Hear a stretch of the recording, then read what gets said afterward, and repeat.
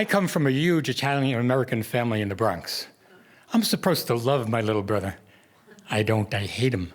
Larry is evil, evil, evil. I was born quite robust. There was nothing wrong with my nose, and there was nothing wrong with my chest. So Mama said I had to eat all my spinach, and Mama said I had to eat all my sweet potatoes, and I hated it. But Mama was over there with the wooden spoon. She was very strict and a little religious. She says, "It's God's food, you eat it."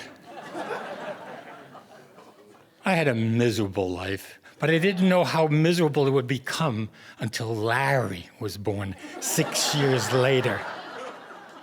He was born with a couple of minor medical defects. One, his nose would spontaneously bleed. You know St. Francis? He had holes in his hands and holes in his feet and holes in his side, Christ's wounds, and it would spontaneously bleed. Well, that's the stigmata. Larry had the stigmata of the schnozzolo. All of a sudden, this blood would just burst out. It was a river of red, a regular Rouge Niagara Falls. And my mother, of course, would go berserk. She'd pull down the curtain. She'd pull over the tablecloth. She'd rip the shirt off my back and smash it against this bleeding schnoz. It was terrible. He had another defect. My dear brother Larry, the evil one, had a hole in his chest. It wasn't really a hole. His ribs dented in a little bit, and there was this little shallow trench there. But Mama said, "No, it's a hole in his chest." Any moment, this little brat was going to die. So she had to take extra good care of him. And he knew it, and he'd get away with murder. I was 6 years older, so he liked my toys. But he loved to break them for spite.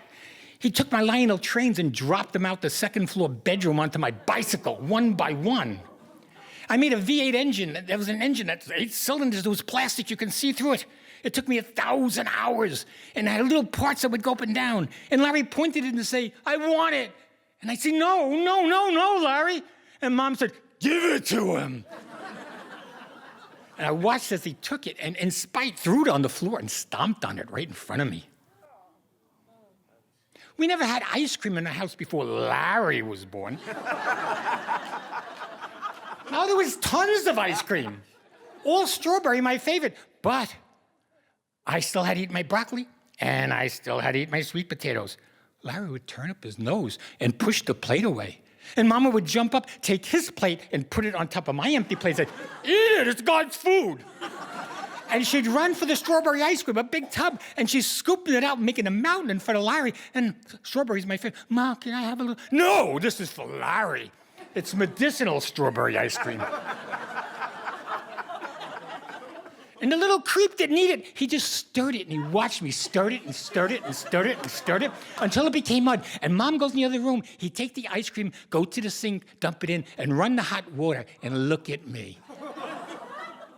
Every night, Mama would tiptoe in the room, our bedroom. Larry would be sleeping. And then she'd look over him to see if maybe his nose was leaking. Or maybe his little chest wasn't going up and down. And she'd light a candle to Jesus on the little end table. And she'd make the sign of the cross and say, "My little angel." Time went on. By this time, I'm 16 and Larry's 10. I'm a bit of a scholar. I'm always working late, and Larry's always sleeping because he's 10 years old.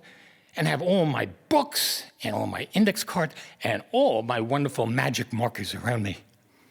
And you get bored 2 in the morning, and I look over, and the little guy, he really does look like an angel when he's sleeping. But he sleeps like a rock. So I get my 18-inch ruler and I poke him a little just for the fun of it. And of course he doesn't stir because he is dead to the world. A bomb couldn't set this guy off. So I poke him again. I'm enjoying myself a little here. But then the devil on my left shoulder starts whispering in my ear. And I go, "Yeah, yeah, yeah." So I lower myself by the side of his bed and I open the red magic marker. And before you know it, red running out of his nose and around his mouth, on his cheek, down his neck. But I wasn't finished yet. A Frankenstein scar with football stitches. And for extra measure, I slit his throat. Well, I got tired. It was time to go to bed. My fun was over. I didn't think anything of it.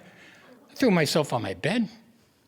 Before I know it, screams and more screams and more screams. I open my eyes, it's light out, I don't know where I am, and I hear these screams, and I just scoot up to the edge of the bed, at the corner of the bed, and there's this crazy woman's backside in front of me, and she's looking down at Larry's bed, and her hair's out to here, and I can't make it out. Oh no, and it all flashes back to me. It's Mama, and Mama has the pillow, and she's pounding the pillow into Larry's nose, trying to stem the blood. But the blood is all dry. He's dead. Her little bambino is dead. It finally happened. And I start laughing to myself, but I wouldn't laugh out loud.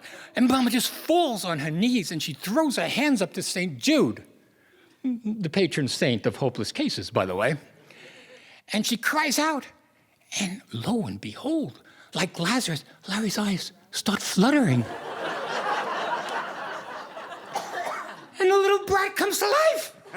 And Mama looks real close, and now she sees the Frankenstein's skull and the throat, and she knows, and she looks at me real evil, but she can't stop now. She has to show she's the boss. She has to show she knew all along.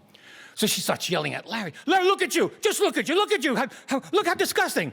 Well, he doesn't know what's happening. He can't see himself. So Mama drags him to the mirror, and Larry does one of these things, and he starts feeling his face, his wounds. Well, Mama still has to be in control. Go take a shower. Take a shower right now. And she pulls off his pajama tops.